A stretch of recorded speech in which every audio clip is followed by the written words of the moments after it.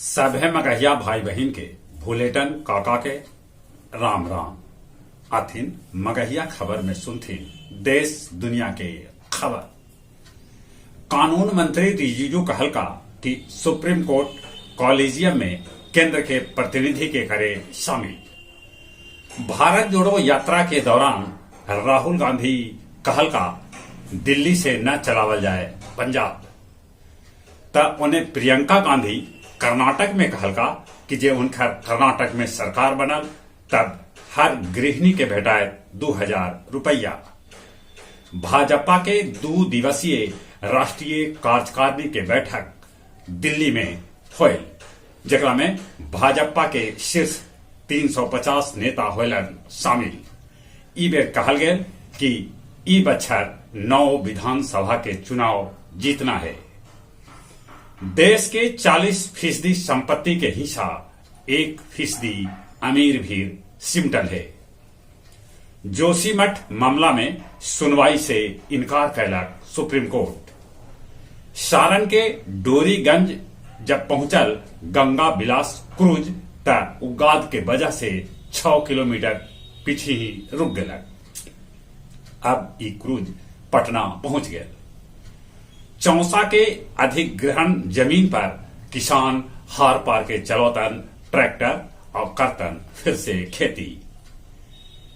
शोहर घाट में कमला नदी पर बनल लोहा के पुल टूट गलक। बालू लदल एगो ट्रक पुल में लटक गलक। आईपीएस विवेक भीर 5.03 करोड़ के अवैध संपत्ति है। चार्जशीट कैल गेल जारी। यूक्रेन में निप्रो के इमारत पर रूसी हमला से 35 आदमी के है मौत के खबर। भारत और फ्रांस के बीच संयुक्त नौ सैनिक अभ्यास वरुण शुरू। जर्मनी के रक्षा मंत्री क्रिस्टिन लम्ब्रोत देलन इस्तीफा। गांव वालन भीर अपने जाके समस्या सुनलन गया जी के डीएम डॉक्टर त्यागराजन। बिहार झारखंड के अपराधी रवि रंजन डुमरिया के छकरबंधा से कैल गए गिरफ्तार। 1 अंकीय लॉटरी खेले वालन 4 गो जुआरी के गया पुलिस कैलक गिरफ्तार। मैगरा ग्राम कचहरी से जमाबंदी और खतियान हो गए चोरी। फतेहपुर से दारू के साथे 14 गो बाइक के कैल गेल जब्त। बांके बाजार के बलथरवा और नावाडीह के किसान बालू उठाव के खिलाफ कर रहलन है प्रदर्शन के आज 6ठा दिन है। और अब कुछ खेल के समाचार। विश्व हॉकी में नीदरलैंड न्यूजीलैंड के हरा के क्वार्टर फाइनल के करीब पहुंच गया। उन्हें मलेशिया चिली के 3-2 से हरौलक तब फ्रांस दक्षिण अफ्रीका के 2-1 से हरा दिलक।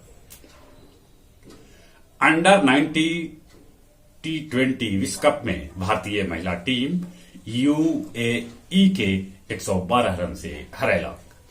ऑस्ट्रेलियाई ओपन में नाडाल पेबुला गा दूसरा का दौर में प्रवेश कर गलन। जहां तक मौसम के सवाल है, कनकन्नी से राहत 19 जनवरी के बाद भेटायत ऐसा मौसम विभाग कह रहा है।